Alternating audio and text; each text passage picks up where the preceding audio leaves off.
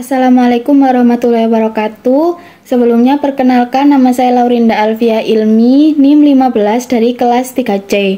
Di sini saya akan mengulas atau membahas kembali pertemuan 1-7 pada materi psikologi pariwisata. Mengapa sih kita harus mempelajari psikologi pariwisata? Nah, mempelajari psikologi pariwisata itu sendiri diperlukan untuk memahami tingkah laku atau to understand, untuk memprediksi tingkah laku, to predict, dan untuk mengendalikan atau merubah tingkah laku. Pengertian dari psikologi pariwisata itu sendiri adalah psikologi merupakan cabang ilmu yang dapat didefinisikan secara bervariasi, tergantung pada pendekatan atau metode untuk meneliti individu. Peran psikologi dalam industri pariwisata sendiri itu sebagai dasar untuk memahami karakter pelanggan, tamu, klien, dan karyawan. Next, di sini ada macam-macam kepribadian. Nah, kepribadian sendiri itu dibedakan menjadi 4. Yang pertama ada koleris.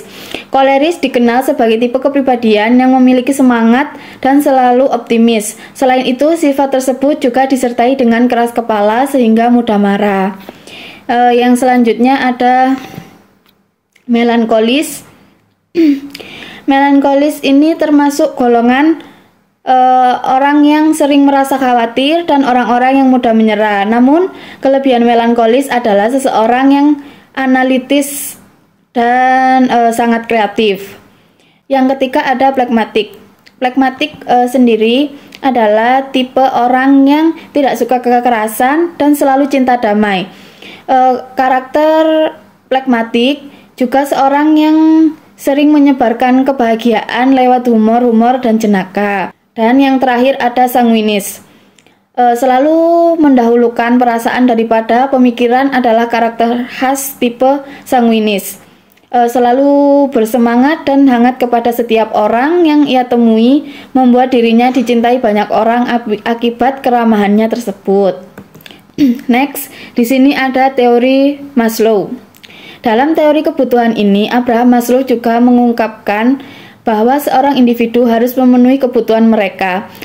Abraham Maslow membagi kebutuhan tersebut dibagi menjadi 5 tingkatan dengan urutan masing-masing. Adanya tingkatan kebutuhan tersebut mengharuskan individu memenuhi kebutuhan mereka mulai dari tingkatan yang terendah. Nah, tingkatan yang terendah itu mulai dari psychological needs, ke safety needs, love and belonging, dan esteem, dan self-actualization. Baik, yang selanjutnya itu ada karakter wisatawan. Yang pertama ada intangibility. Intangibility adalah salah satu dari 5 karakteristik utama suatu produk wisata. Ciri ini mengacu pada banyaknya produk wisata yang bersifat intangible. Intangible artinya tidak dapat disentuh, dirasakan, dan dilihat sebelum dikonsumsi. Misalnya seorang wisatawan yang mengunjungi suatu destinasi tidak dapat secara fisik menyentuh atau merasakan kamar hotel sebelum memesannya. Yang kedua ada inseparability atau tidak terpisahkan. Karakteristik ini tidak bisa dipisahkan atau sering disebut dengan istilah inseparability. Karakter ini dimiliki karena memang sifat jasa yang tidak bisa dipisahkan dari penyedia jasanya, misalnya jasa dan kebersihan. Dan yang ketiga ada variabilitas pengalaman mungkin disebabkan oleh lokasi, waktu, topografi, musim, lingkungan, fasilitas, acara, dan penyedia layanan. Karena manusia sangat berperan dalam penyediaan layanan, kualitas dan tingkat layanan mungkin berbeda antar vendor atau bahkan mungkin tidak konsisten dalam satu penyedia.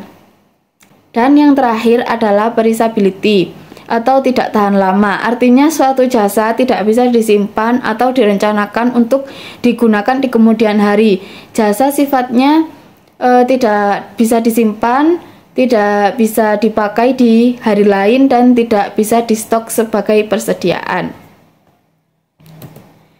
Next, di sini ada alasan orang melakukan perjalanan wisata. Itu yang pertama ada recreation, culture, business, health, dan yang terakhir ada visiting friends and relatives.